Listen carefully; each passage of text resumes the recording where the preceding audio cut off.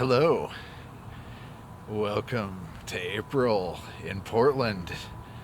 It's here, April 1st, officially the anniversary of myself moving to Portland, Oregon. One of the lushest and most ridiculous spring awakening places on the globe. We have tons of rain and volcanic soils. End result is this. It's also known as the Rose City, and we have a lot of this. It also marks, this is my buffalo hide leather jacket that I've been here for 25 years now fully, and I wear this thing a lot of different places. All the wear in it's honest. Very, it's almost like a diary, except without words. And for as many words as I do make, words aren't always necessary. But one word that is important is I'm announcing the release of my album finally this month. It was going to be today, but we had 2 car accidents at the beginning of the year and set me back a little bit time-wise. And some other things going on. But anyways, I'm just pushing it back a couple weeks, and it's going to be coming out April 26th. I'm going to have more details on the actual event and the name of the album and the details and guests and what's going to happen.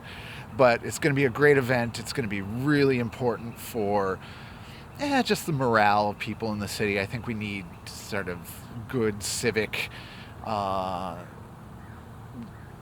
gatherings. I think cities exist mostly to allow talent to network and connect with one another and feed off of each other and just get perspective from one another. And that's what I do. My album, I've already released the first preview single, and that's probably one of the more, how would I say, it's one of the more accessible things on the album. Some of it is very avant-garde and really out there and like nothing you've ever heard. I cut my teeth on Zappa and Robert Fripp, and my early musical training was all orchestral stuff. I was a viola player, had a music scholarship in college and undergrad, and I had a bit of a falling out with the classical music world, and kind of pushed myself to move into more avant-garde circles. And what's interesting is this album, we had a lot of time during the pandemic, and well, if there was ever a time to undertake a big personal project, I played 12 instruments at least. I don't even know what the count is, but guitar is my main instrument, and but I played drums and saxophone and viola still, of course, and lots of other things, and all sorts of indigenous flutes and recorders and percussion.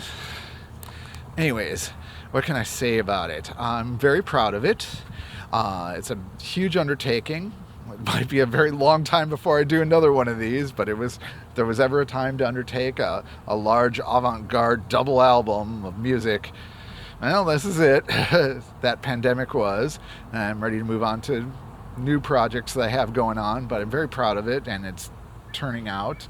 And it's kind of a learning process too. I mean, I've been doing music stuff for a very long time. It's probably my 5th or 6th album, but it might be considered my first fully professional sounding album. Before I had 4 tracks, and I did have a digital 8-track recorder, but now I'm running between 28 and 48 tracks at a time usually, which is a low track count because now you can have an infinite number, but it's super complex music generally.